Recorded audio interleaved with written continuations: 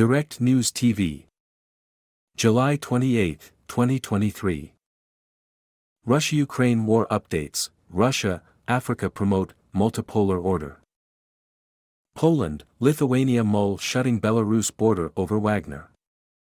Poland and Lithuania are considering closing their respective borders with Belarus amid concerns about the presence there of the Wagner mercenary group, a Lithuanian deputy interior minister has said. The considerations are real. The possibility of closing the border exists, Arnoldas Abramovičius told reporters. Belarus has been hosting Wagner fighters following their short-lived rebellion against Russia's top military brass. Number of wounded in Russian missile attack in Dnipro rises to 5. 5 people were wounded following a Russian strike on a multi-story building in Dnipro, Internal Affairs Minister Igor Klimenko said on Telegram, adding that rescuers were at the scene. Videos posted on social media showed smoke billowing from the top floors of a residential building that had been badly damaged. All necessary services are on site. We keep the situation under control. We will do everything to bring Russia to full punishment for aggression and terror against our people, Klimenko said. Ukraine says 3 wounded in Russian missile attack in Dnipro. A Russian missile has struck a multi-story residential building in the central city of Dnipro, injuring 3 people, Ukraine's interior minister has said. 3 people requested medical assistance, Igor Klimenko said on Telegram, adding that rescuers were at the scene. President Volodymyr Zelensky posted a video on social media, calling the incident Russian terror. Moscow says intercepted 2 Ukraine missiles over South Russia. Russia said it intercepted 2 Ukrainian missiles over its southern Rostov region bordering Ukraine, with at least a dozen people wounded by debris falling on the city of Taganrog. Russian air defense equipment detected the Ukrainian missile and intercepted it in the air. The debris of the downed Ukrainian missile fell on the territory of Taganrog, Russia's defense ministry said in a statement. The ministry said the first S-200 missile was aimed at residential infrastructure of Taganrog, a city of approximately 250,000 people.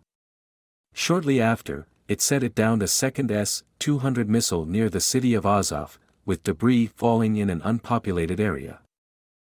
Rostov Regional Governor Vasily Golyabev said 15 people suffered light injuries from shards in an explosion near the Chekhov Garden Cafe in central Taganrog. Russia's attention to Africa steadily growing. Putin. Visibly satisfied, Russian President Vladimir Putin has stood shoulder to shoulder with African heads of state at a Russia-Africa summit in St. Petersburg. The message from the family photo was, he said, that Moscow was working hand in hand with the continent and its 1 billion people. Russia's attention to Africa is steadily growing, Putin said. He added the relations with each country on the African continent, where the Soviet Union had already forged strong ties, have a bright future in the emerging multipolar world. Disqualified Ukrainian fencer awarded place in Paris Olympics. Ukrainian fencer Ol Karlin has been awarded a place in the 2024 Paris Olympics by the IOC after being disqualified at the World Championships for refusing to shake the hand of her Russian opponent. Given your unique situation, the International Olympic Committee will allocate an additional quota place to you for the Olympic Games Paris 2024 in case you will not be able to qualify in the remaining period, IOC President Thomas Bach wrote in a letter to Karlin. The athlete was disqualified at the World Championships in Milan on Thursday after she defeated Russian Anna Smirnova. The rules of the International Fencing Federation state that the 2 fencers must shake hands. AU chairman says war in Ukraine must end. On the second day of the Russia-Africa summit, African leaders have expressed concern over the consequences of the war in Ukraine, especially rising food prices. This war must end, and it can only end on the basis of justice and reason, African Union Commission Chairman Moussa Faki Mahamat told Putin and African leaders in St. Petersburg. The disruptions of energy and grain supplies must end immediately. The grain deal must be extended for the benefit of all the peoples of the world, Africans in particular, he said, referring to an agreement that allowed Ukraine to safely export farm products from its Black Sea ports. African nations proposed a peace plan that includes a Russian troop pullback, removal of Russian tactical nuclear weapons from Belarus, suspension of an International Criminal Court arrest warrant against Putin and sanctions relief. Russia and Africa pledged to promote a multipolar order. President Vladimir Putin has said that Russia and the African leaders attending a summit in St. Petersburg had agreed to promote a multipolar world order. Participants signed a joint declaration that called for the establishment of a more just, balanced and stable multipolar world order, firmly opposing all types of international confrontation in the African continent. The Russian president also said the leaders had agreed to improve cooperation on aid, energy and trade, including by consistently switching to national currencies for commercial transactions. UN's World Food Programme says Russia has not offered it free grain. Russia has not offered the UN World Food Programme, WFP, any free grain, WFP Deputy Chief Karl Skau says, nearly 2 weeks after Moscow quit a deal that allowed the safe export of Ukrainian grain across the Black Sea. "We have not been in talks about any free grain so far," Skau told reporters. "We have not been approached for any such discussion."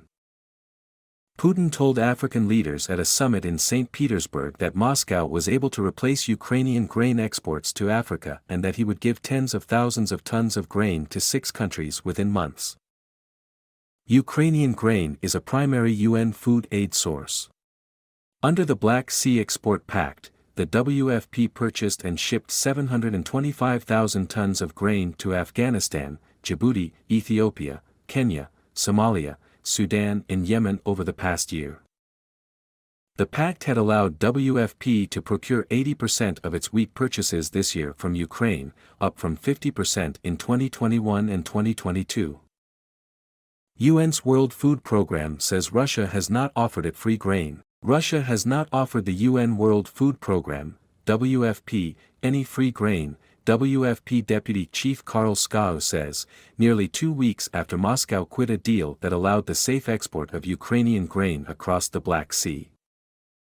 "We have not been in talks about any free grain so far," Skau told reporters. "We have not been approached for any such discussion." Putin told African leaders at a summit in St. Petersburg that Moscow was able to replace Ukrainian grain exports to Africa and that he would give tens of thousands of tons of grain to 6 countries within months. Ukrainian grain is a primary UN food aid source.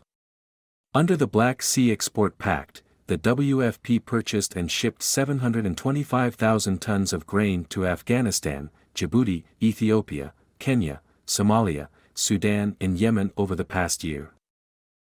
The pact had allowed WFP to procure 80% of its wheat purchases this year from Ukraine, up from 50% in 2021 and 2022.